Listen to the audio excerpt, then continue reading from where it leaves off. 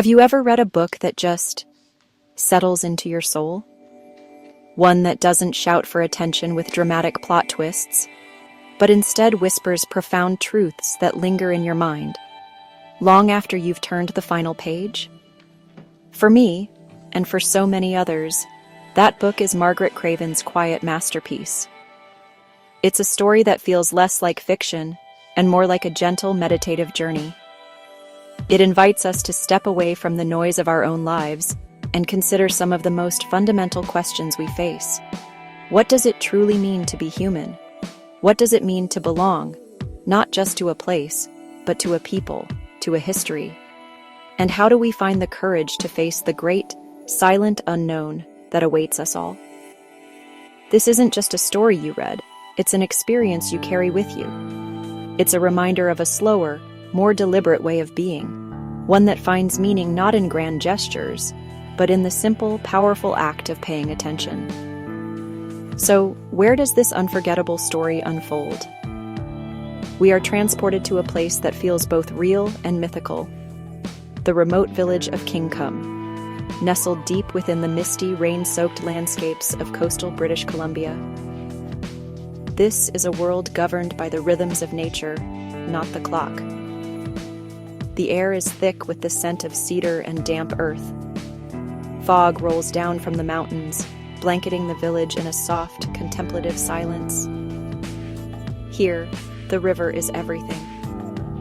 It is the highway, the only road in and out, its currents and tides dictating the flow of all movement.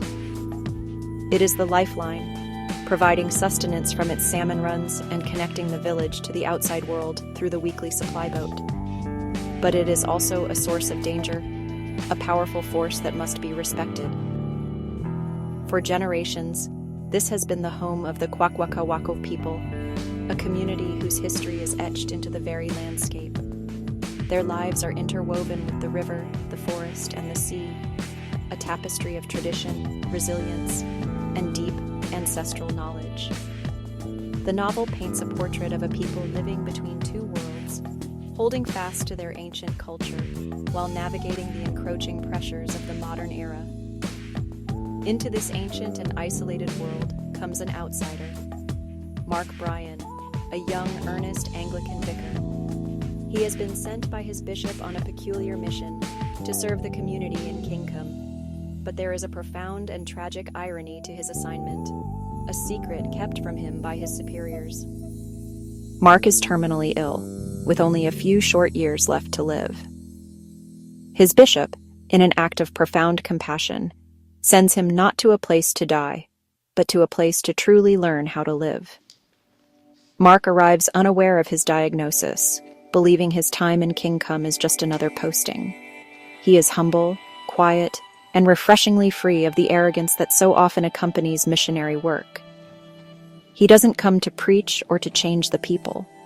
His task, as he understands it, is simply to serve the community, to listen, and, most importantly, to learn from them. He is a man stripped of certainty, an empty vessel ready to be filled. And so begins his slow, tentative journey from being an outsider to becoming a part of the village's intricate social fabric. He is welcomed not with grand ceremony, but with a quiet, watchful acceptance. Mark's education is guided by the villagers themselves, who become his teachers in the art of living. Two figures are central to his journey. There is Jim Wallace, a wry, capable man who becomes Mark's guide and friend. Jim is the bridge between the old ways and the new, navigating both worlds with a practical wisdom. He teaches Mark the essential skills for survival in Kingcome: how to handle a boat on the powerful river, how to read the weather in the clouds. But more than that, he teaches him through gentle teasing and shared silence, showing him the importance of competence and quiet observation. Then there is Marta Stevens, a wise and respected elder, the matriarch who holds the history and the heart of the village in her memory. Marta's teachings are deeper, more spiritual. She shares with Mark the stories, the meanings behind the customs, and the profound philosophy that underpins her people's existence. Through these friendships, and his interactions with the entire community, Mark learns that true leadership isn't about having all the answers. It's about the humility to ask the right questions and the patience to listen, truly listen, to the answers. His role as vicar becomes secondary to his role as a student of humanity. As Mark becomes more integrated into the village, he learns that community is not an abstract concept. It is a living, breathing thing, built through shared work, shared joy, and shared sorrow. The villagers teach him their customs, not as museum pieces, but as vital expressions of their identity. He learns about the fishing cycles that sustain them, and the harsh realities of the logging industry that threatens their way of life. He witnesses their struggles against the impersonal bureaucracy of the outside world, which often fails to understand their needs or respect their traditions. But he also witnesses their profound joys. He sees the laughter shared over a communal meal, the pride in a well-crafted canoe, the tenderness between generations. He learns that true morality isn't found in preaching from a pulpit.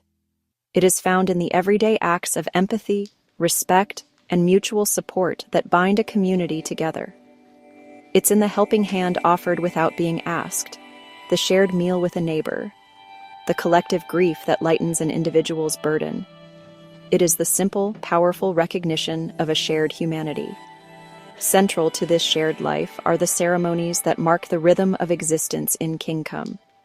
Mark learns about customs like the potlatch, a complex and vital ceremony of giving. Far from the simple gift-giving it's often mistaken for, the potlatch is a sophisticated system for redistributing wealth, affirming status, honoring the dead, and reinforcing the social bonds that hold the community together. It is a public declaration of memory and resilience. He also witnesses the dances and hears the songs, which are not mere performances. They are living history, a way of connecting with the ancestors and passing down sacred knowledge from one generation to the next. Each mask, each movement, each note is imbued with meaning, a thread in the continuous story of the Kwakwaka'wakw people. Through these living expressions of connection, Mark comes to understand that culture is the vessel that carries a people's memory, their values, and their very soul through time. It is a testament to their resilience in the face of immense pressure and change. And then, there is the owl. Throughout the novel, the owl is a powerful and recurring symbol. In the Kwakwaka'wakw tradition, as described in the book, to hear an owl call your name is a solemn omen, a premonition that your death is near. For most of the story, this is a piece of folklore that Mark learns, a part of the cultural tapestry he is absorbing.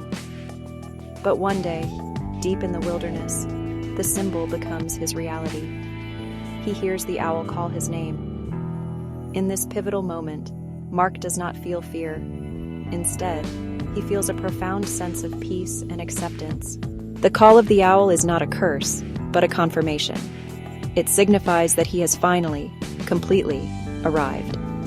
He is no longer an outsider looking in. He is a part of this place, woven into its spiritual landscape. Hearing the owl is the ultimate moment of belonging. It marks his acceptance of his own mortality and his place within the great universal cycle of life and death, a cycle the people of Kingcome have always understood and honored. It is a moment of quiet, heartbreaking beauty.